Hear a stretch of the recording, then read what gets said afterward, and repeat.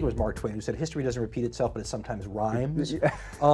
It's not that history is so cyclical, it's that there's a constant element in it, and it's us, right? It's human beings. What did Shakespeare say? All the world's a stage and all the people merely players.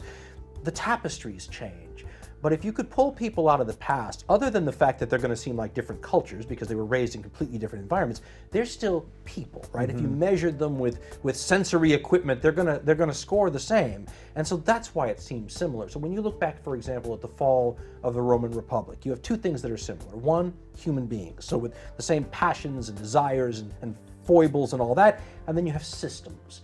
So the reason people always look at Rome, the Republican, everybody thinks empire, but it's the Republic that's similar, is because when you have a government that is formed, because ours was deliberately modeled on some of those, so you have a similar system, and then you throw human beings into it, you're going to see things that are similar because there are patterns that are going to reemerge.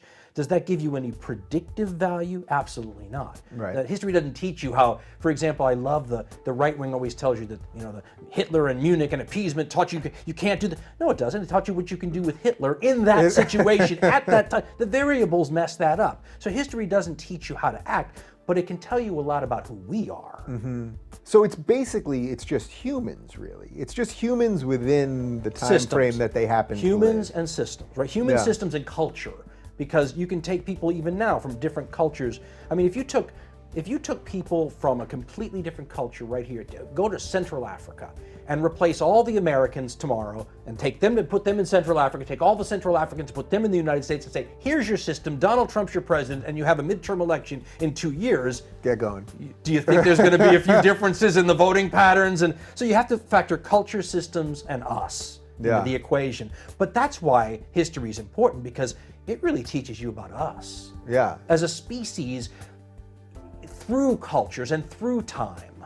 Yeah, that's a beautiful way to phrase it. That there are historical events you have to know about, but really what you're learning about is just sort of the nature of being human. And that's argued about, is there a human nature? Yeah. But certainly, we have parameters within which most of us operate.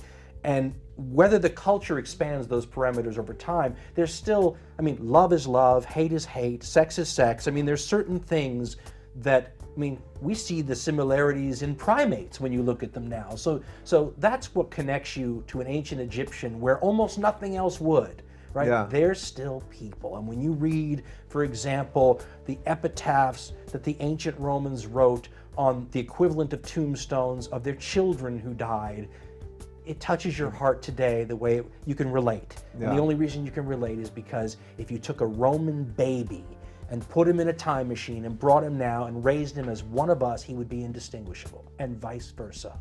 Yeah. You would like watching public executions for entertainment if I took you as a child and raised you back in the Middle Ages. Yeah. I'm pretty sure we're going to get back to that. Not too. Have you ever seen Running a version Man? of it we do now? Yeah. Yeah, exactly. We're not that far from it. We really aren't. And by the way, there are parts of the world, Saudi Arabia, they're beheading people on the streets and plenty of people watch and cheer and all that. Are they that much different than us, or is their system, and I guess that's what you would argue, the system around them has just led them to cheering that, right? It's not culture. It's maybe culture. Systems lock you in, like a republic locks you into certain things. For example, in Rome, the part that just you look at it and you just go, gosh, it looks so similar, is campaign contributions and money and favors with powerful people and the ability of the powerful to influence. The wonderful part of Roman Republic history for me is when you read about the attempts, for example, of the people who were known as the Gracchi. The Gracchi brothers are famous as the you would call them the champions of the poor today, maybe like you would say the Bernie Sanders types or whatever. But what I love about reading the Roman history, and Rome is great because you have so much history that you can actually look at and study, is that the people at the time would say, that's not what they really believe. They're just trying to pander. It sounds so much They were like being paid off by the Koch brothers. That's right. And so when you read it, you just go, that's a systems thing, right? Their system looks like our system, and because of that, you throw human beings, as they always are, into that system.